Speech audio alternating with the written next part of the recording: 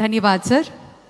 యోగాంధ్ర 2025 11వ అంతర్జాతీయ యోగా దినోత్సవాన్ని పురస్కరించుకుని ఈరోజు 28 కిలోమీటర్ల యోగా చరిత్రను సృష్టించేందుకు గిన్నెస్ వరల్డ్ రికార్డ్ సాధనకు మరి అలాగే ఒకే ప్రాంగణంలో 3 లక్షలకు పైగా యోగ సాధకులు చేస్తున్నటువంటి కార్యక్రమంగా పరిగణించి 2 వరల్డ్ రికార్డ్స్ మనం స్థాపించబోతున్నాం.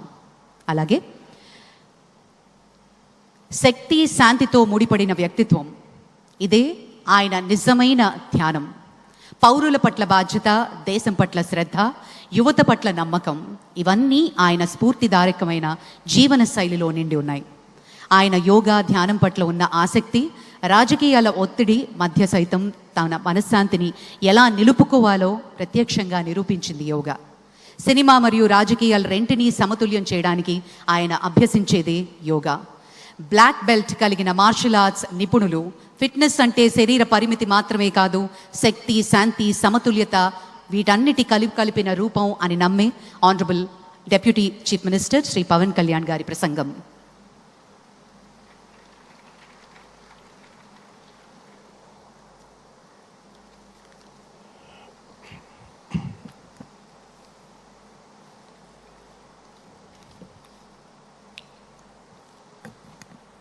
ఉదయే బ్రహ్మస్వరూపం, మధ్యాహ్నే తు మహేశ్వరః, సాయంకాలే తు స్వయం విష్ణుః, త్రయామూర్తి దివాకరః. ముందుగా సూర్య భగవానునికి నమస్సమాంజలి తెలియజేస్తూ, యోగ విద్యను అందించిన ఆదియోగి పరమశివునికి, ఆ మహాయోగ విద్యని మనకి పతంజలి మహర్షి యోగశాస్త్ర రూపంలో అందించారు. వారిరువురి పాదపద్మములకు నమస్కారాలు. మన యోగా విశిష్టతను, గొప్పదనాన్ని ఋగ్వేదంలో ఉన్న మహానుభావులు తెలియజేస్తే, దానిని ప్రపంచవ్యాపితం చేసిన దార్శనికులు మాత్రం గౌరవ ప్రధానమంత్రి శ్రీ నరేంద్ర మోదీ గారు. భారతీయ సనాతన ధర్మం తాలూకు విశిష్టతను యోగా ద్వారా విశ్వవ్యాపితం చేసిన ఘనత ఆయన సొంతం. యోగా సాధకులు ఎంతటి దృఢచిత్తాన్ని కలిగి ఉంటారు, ఒత్తిడి జయించి సంకల్ప సాధకులుగా ఎలా నిలబడతారన్న దానికి కూడా మన గౌరవ ప్రధాని శ్రీ మోదీజీ గారు నిలువెత్తు ఉదాహరణ. ప్రపంచ యోగా దినోత్సవం యావత్ భారతవానికి, భారతీయులకి దక్కిన గౌరవం. సరిగ్గా ఒక 2014లో అప్పుడే ఐక్యరాజ్య సమితిలో గౌరవ ప్రధానమంత్రి మోదీ గారు ప్రవేశపెట్టినప్పుడు దాదాపు 177 దేశాలు ఈ రెజల్యూషన్కి మద్దతు పలికినాయి. ఇంతమంది మద్దతుని కూడగట్టగలిగి ఈ రోజున మనకి 2015 నుంచి యోగా దినోత్సవం ప్రారంభమైంది. ఈ రోజున గౌరవ ప్రధానమంత్రి మోదీజీ గారి పిలుపు మేరకు మనం మొదట విశాఖ 11వ యోగా దినోత్సవ సంబరాలకు వేదిక అయింది. శ్రీ మోదీజీ గారి సమక్షంలో గౌరవ ముఖ్యమంత్రి వర్యులు శ్రీ చంద్రబాబు నాయుడు గారి కృషితో ప్రపంచ రికార్డుకు వేదికగా నిలిచింది.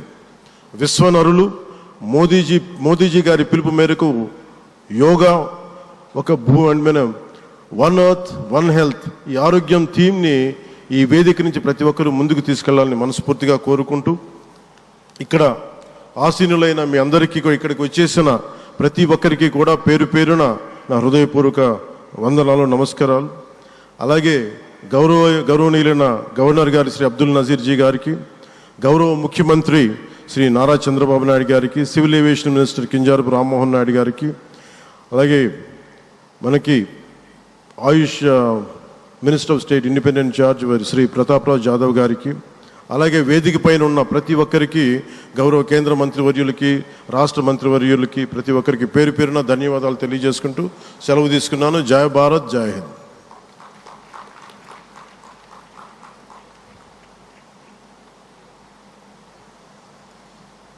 ఇప్పుడు మన గౌరవనీయులైన ముఖ్యమంత్రి గారిని, ప్రధాని గారికి అంగవస్త్రాన్ని అందించి జ్ఞాపికని బహూకరించి స్వాగతం పలకవలసిందిగా మనవి చేస్తున్నాం. శ్రీ లక్ష్మీ నరసింహస్వామి సాక్షిగా ఈనాటి యోగాంధ్ర కార్యక్రమం సరికొత్త రూపం దాల్చి సరికొత్త రికార్డ్ని సృష్టించబోతున్నాం. ముందుగా అంగవస్త్రాన్ని అందిస్తున్నారు ముఖ్యమంత్రి నారా చంద్రబాబు నాయుడు గారు మన ప్రియతమ ప్రధాని గారికి.